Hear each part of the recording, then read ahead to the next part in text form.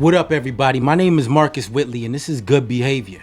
Now, you can find me on all social media at I am Marcus Whitley, and find any of my books, Both Sides of the Street, Choices and Consequences, Greatness Under Pressure, and Battling Demons, all on Amazon. Now, to keep up with the latest episodes, make sure you like and subscribe to the channel.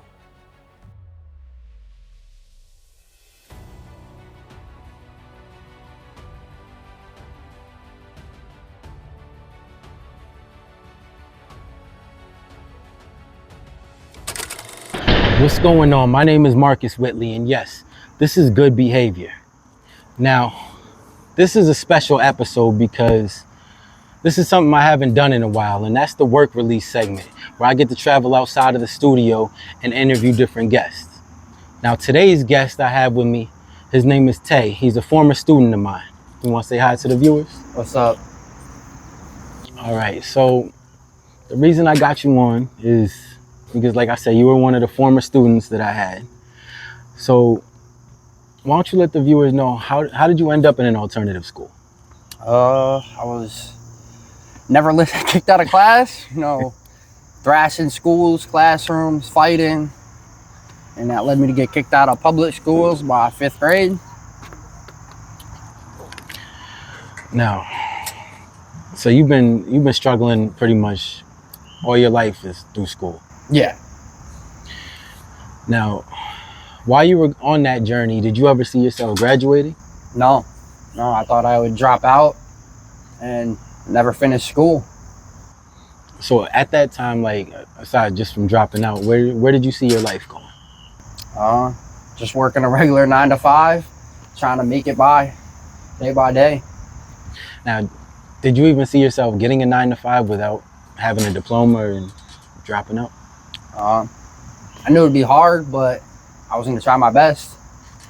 Okay, so even though you were struggling in school and you thought about dropping out, like, you still had a plan for yourself. Yeah. Okay, so I mean that right there at least showed some type of motivation for yourself and showed that you wanted something out of life. I mean, I see it every day, but like, alternative schools are crazy. Now, what are some of the wildest memories that you have being there? Because I know, like I said, it was insane working there, especially back then when you were in school. Yeah. Probably just seeing random fights all the time. Kids trying to run out of school. Kids trying to fight teachers, staff. And I'll let you share. You want to tell them a little bit about the timeout rooms that we had?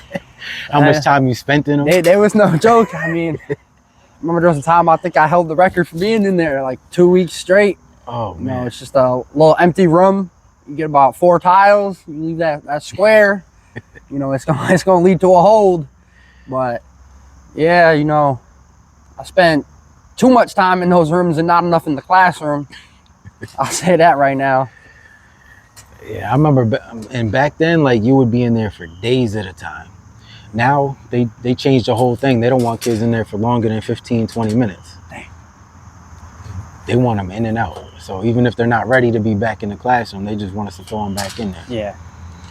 But it's tough, but I remember when I was in school, I was in an alternative school too. That's what made me start working this job. Because I figured I'd be able to relate to you guys and hopefully stop you guys from heading on the path that I went down. Definitely get some real advice after being in that ETO room for more than a couple of days, You get to have them real talks with some staff, and then you're like, damn, what am I doing right now? Yeah. I mean, it took a while for a lot of the kids to be able to process things, but after a while, it got through to most of them. Takes a minute, but it'll click. Yeah. But with the grace of God, you did graduate. And why don't you let the viewers know, like, what you've been doing since you graduated? So I was working retail for a little bit at Burlington for about a year and some change. Then I got into welding. I was doing that for a little bit. Did that for about 4 or 5 weeks. I left that, which I really do regret. but You, you know, you didn't like it at the time? I liked it. It was just, it was a lot of, they told me they were going to do this for me. They were going to help me out with this, and then just kind of throw me there and leave me on my own to figure it out. Okay. Throw me to the wolves. And I was like, I'm not going to sit here and figure it out. I don't know a clue what I'm doing. Yeah. So then I put in my 2 weeks there. I left and I got a job working with mentally disabled adults. And I love it. I've been doing that ever since. Every day is like a new journey with them. You never know what to expect, and you run into some very interesting people, and you make some great connections, and it's one of the best jobs you could have. Okay. Now, you also, when you went to become a firefighter, why don't you share what that process was like? So you're gonna start off, you got 2 tests you're gonna have to take. You take the written exam, which is now all computerized. They put you in a room with a bunch of other people, give you headphones, and you have about 3 hours, I want to say, to finish it. Mm-hmm. And it's a bunch of common knowledge stuff. I thought it was going to be a lot harder than it was going into it. And I'm going to be honest, I did no preparation for any of it. I kind of went in and I was like, I'm just going to try to raw dog this whole thing and do my best. I finished the computer test in about like an hour and 45 minutes. It was a lot of very, like, it's not stuff you think you'd be seeing on the test. And then you go a couple weeks later. I mean, sometimes it doesn't go in order. You could take your physical before your written. But for me, it was I took my computer and then I went and did the physical. And that was something else I wasn't prepared for. I walked in, opened the door, and there's this lady saying her chest hurts. She can't breathe. So in my head, I'm like, oh, man, I'm definitely in for something. And that kind of had me thinking, like, maybe I should have prepped a little bit for this. But I went in, did that.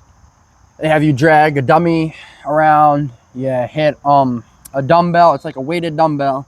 And you hit it. It's like simulates opening doors and stuff like that. Okay.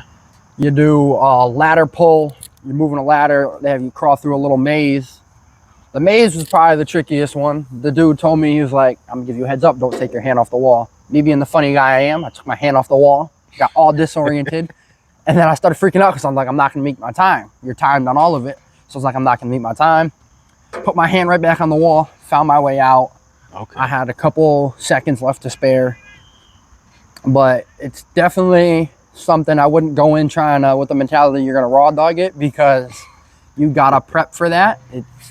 You wear a helmet and a weighted vest, and you have to keep your helmet on at all times.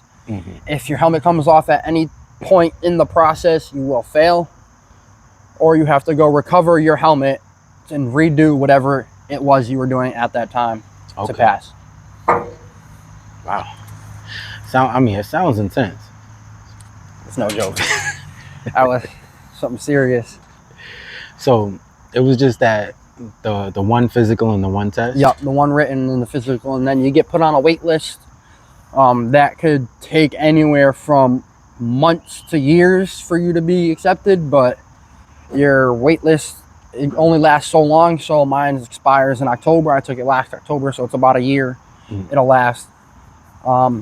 Definitely recommend getting your EMT beforehand, because that'll help speed up your process. So I scored a 97 out of 100 on my test. Oh, nice.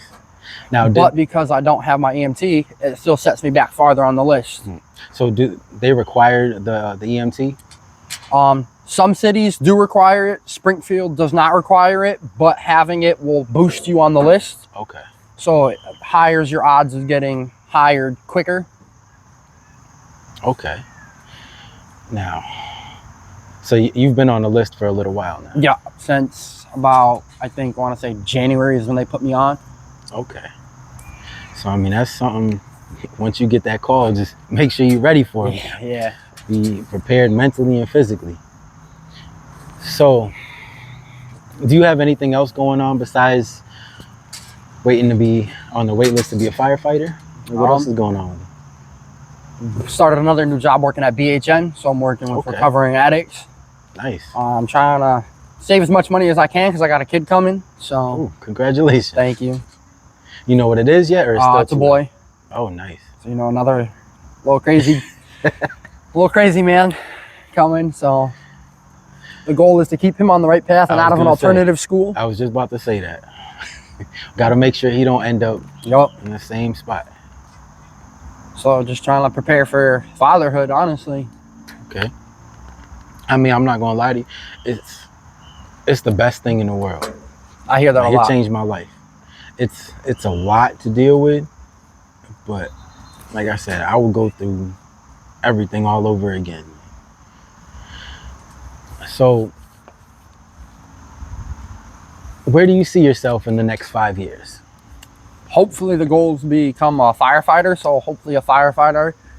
And I also want to continue doing what I'm doing now in some sort of way, whether it's part-time or just per diem. Or being But able to work with people? Yes, I love working with mentally delayed people. I love the joy you can bring into their life, because some of them really just don't get that at home. And I love to be able to give that to them for the 7 hours I do work with them, bring them out into the community, enjoy stuff like going to the park, going to the mall, doing volunteer opportunities. So that's my goal. Okay. Now, is there anything else you would like the viewers to know, or just to stay tuned? Stay tuned. Okay. Now, I hope this episode was able to show you that just because you start off on the wrong path doesn't mean that that's where you have to end up. Now, I would like to thank my special guest Tayvon for coming through and sharing his story with you guys. Thank you for having me. You're welcome. Now, my name is Marcus Whitley, and this is Good Behavior. So until the next episode.